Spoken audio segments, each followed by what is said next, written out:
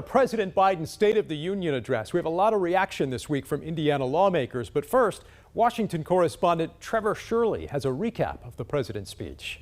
The president's speech was fairly light on major new policy announcements, but heavy on calls for Congress to put aside the partisan fighting and get work done. For more than 70 minutes, President Joe Biden tried to portray a nation dramatically improved from when he first took office. We have to be the nation we've always been at our best.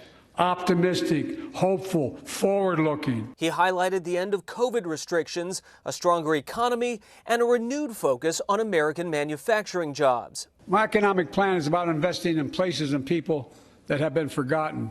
He also called on Congress to stop its partisan bickering, something easier said than done, with Republicans at times openly jeering the president, despite warnings from House Speaker Kevin McCarthy to keep it civil. Some Republicans want Medicare and Social Security to sunset. I'm not saying it's a majority. A recent AP poll shows only a quarter of American adults think the country is heading in the right direction. Despite that, the president appeared confident in his record, especially his bipartisan infrastructure law. Projects that are going to put thousands of people to work rebuilding our highways, our bridges, our railroads, our tunnels, ports, airports, clean water, high-speed internet, all across America. Republicans in their rebuttal given by Arkansas Governor Sarah Huckabee Sanders say Americans deserve better. President Biden is unwilling to defend our border, defend our skies, and defend our people. He is simply unfit to serve as commander-in-chief. The president also called for an assault weapons ban, cheaper insulin prices, and higher taxes on corporate stock buybacks. We're the United States of America, and there's nothing beyond our capacity if we do it together. And that recent Associated Press poll also showed a majority of Democrats don't want the president to seek another term. He so far hasn't made the announcement as to whether or not he's officially running for re-election, but sources close to the White House say that is expected to be announced at some point over the next several weeks. Reporting in Washington, I'm Trevor Shirley. All right, Trevor, thanks. We also spoke one-on-one this week with Indiana Senator Mike Braun, who, of course, is now running for Indiana governor. He spoke this week with our Kristen Eskow about the State of the Union, pushing back on the president's message of economic recovery. I don't like it when you brag about something coming back when you and your policies were the reasons that things were so tough. So I think you got to be careful there. You can't be talking about record deficits coming down, improving that when you created the policies that created the record deficits in the first place. So you got to be careful when you're bragging about something as a point in time. And then the other thing is it's been built on a house of cards. All of this is at the price of super high inflation that we still don't know how we're going to get that under control, and record levels of debt. So when you look at all that, you got to be careful. I call it a sugar high economy created by replacing the private sector with more federal government. And I think each month you go down the road, it's going to be harder to escape. Inflation still hanging around, especially in Biden's own budget, which he'll introduce here soon. It's going to have record level deficits and debt associated with it for the next 10 years.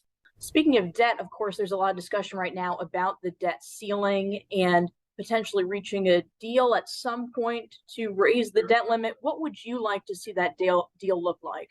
Well, unless we're going to keep going down the road that I just described with more and more debt impacting future generations, with policies that are sometimes difficult to see the benefit from them, you have to start putting a lid on spending. All right, Senator Mike Braun there with our Kristen Eskow. We've got a lot of reaction to the president's speech today. We're going to hear from more Indiana lawmakers momentarily, but first part of my interview here with U.S. Energy Secretary Jennifer Granholm. The amount of jobs that have been created under this president is historic. More jobs in the first 2 years of any presidency in the history of the United States. Wages continue to come up. You know, and all of these announcements of factories that are opening up, particularly in the industrial Midwest. But even as some of these things improve, as you mentioned, a lot of polling out there still suggests Americans are still feeling concerned about the economy and may not be feeling the impacts of all of this yet, as you mentioned. Why is that? Yeah, I think it's because, well, first of all, one of the big pieces of the agenda was the Inflation Reduction Act, and that was only a few months ago, right? But even since then, over 100,000 jobs have been announced. But announcements, you know, is one thing, but when people start to get hired, that's a whole nother thing. All of these infrastructure projects that have been announced will now start to come to fruition, and infrastructure takes a while for it to actually happen. Let's get some more reaction from Indiana now, from the left and the right, as we hear from several members of Indiana's congressional delegation, including Congressman Andre Carson and Congressman Larry Bucshon.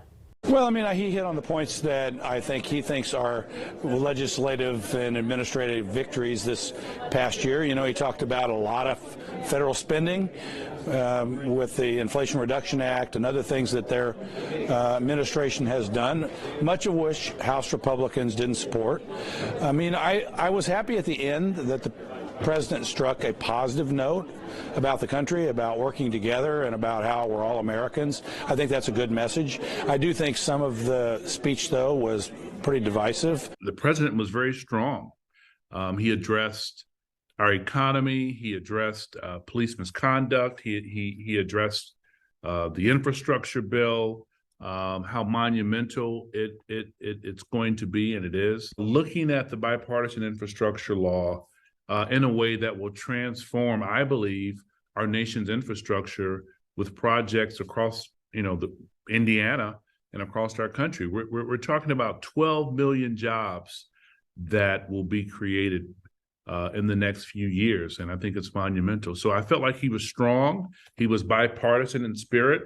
Even when there were hecklers on the other side, he stood very firmly and presidential. Was this something of a re-election pitch, do you think, at least a kickoff to his campaign? And do you expect that he will seek a second term? Well, that remains to be seen. I think he demonstrated that it's possible to stand firmly on your principles and unite people at the same time. All right, we also heard from Congressman Jim Banks of Fort Wayne, who's now running for the U.S. Senate. In a bipartisan move, he invited Indiana House Minority Leader Phil Giaquinta of Fort Wayne to the State of the Union Tuesday night, and we heard from both of them this week. A bipartisan guest opportunity for someone who I respect in my community from the other side of the aisle to come and hear the president speak. For him and for me as well, you know, it's an opportunity for me personally to go to hear President Biden. The State of the Union is a really important opportunity for the president to lay out a framework of how do we solve the big issues facing our country. Unfortunately, the past 2 years, this president has been a do-nothing president and hasn't focused on the important issues facing our country like inflation, crime. Well, more reaction to the president's speech from our panel coming up.